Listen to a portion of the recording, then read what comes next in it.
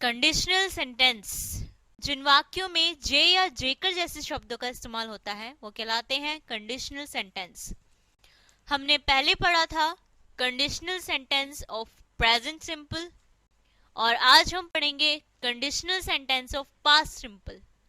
इन sentence में if clause के साथ पास्ट सिंपल का इस्तेमाल करते हैं और मेन क्लॉज में सब्जेक्ट के साथ वुड या कुड का इस्तेमाल करते हैं। अब देखते हैं एग्जाम्पल। फर्स्ट एग्जाम्पल, जे ओ पढ़ाई कर दी ता ओ पास हो सकती सी, कि अगर वो पढ़ाई करती तो वह पास हो सकती थी। इस सेंटेंस में आप देख सकते हैं कि जे ओ पढ़ाई कर दी, यहाँ ये सेंटेंस पास्ट में है कि मीन्स अगर वो पढ़ाई करती तो वह पास हो सकती थी। तो इस सेंटेंस को हम किस तरीके से बनाएंगे देखते हैं। If she studied she could pass her exams. यहां हम देख सकते हैं कि इफ क्लॉज के साथ she studied means tense past simple में है और मेन क्लॉज में she could pass her exams यानी कि कुड का इस्तेमाल किया गया है, जैसे कि सेंटेंस बना if she studied she could pass her exams. अब देखते हैं नेक्स्ट एग्जाम्पल। जे मैं पंछी हुंदा ता मैं आकाश विच उड़दा। तो मतलब दोनों ही सेंटेंस जो है वो पास्ट में है। तो देखते हैं ये सेंटेंस कैसे बनाएंगे। If I were a bird I would fly in the sky.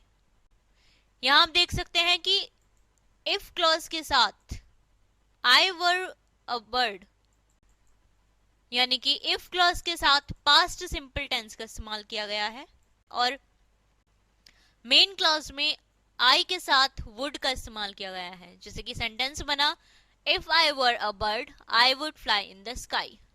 अब देखते हैं नेगेटिव सेंटेंस। फर्स्ट एग्जांपल, जे ओ पढ़ाई नहीं कर दी ता वो पास नहीं हो सकती सी। अगर वो पढ़ाई नहीं करती तो वह पास नहीं हो सकती थी।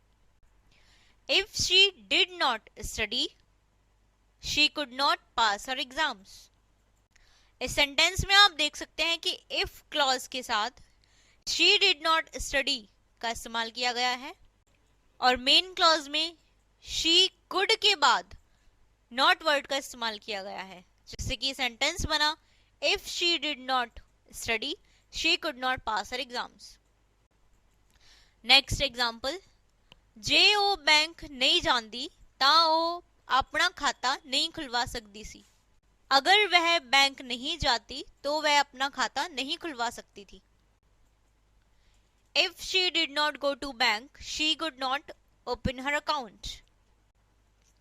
इस सेंटेंस में भी आप देख सकते हैं कि if क्लॉज के साथ she did not का इस्तेमाल किया गया है और मेन क्लॉज में she could के बाद not का इस्तेमाल किया गया है, जिससे कि एक सेंटेंस बना if she did not go to bank, she could not open her account.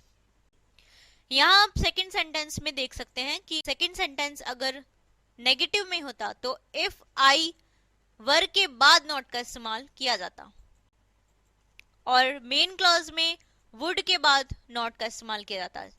तो ये सेंटेंस बनता if I were not a bird I would not fly in the sky.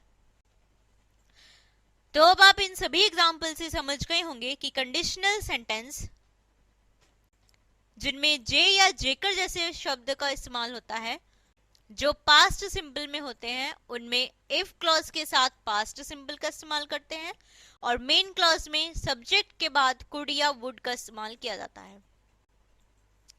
तो अब आप इसी तरीके के कम से कम 20-20 वाक्य अपनी प्रैक्टिस बुक में बनाइए।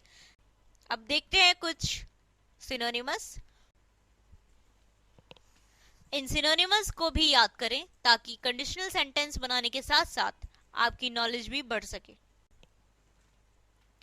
तो ये थे conditional sentence of past simple.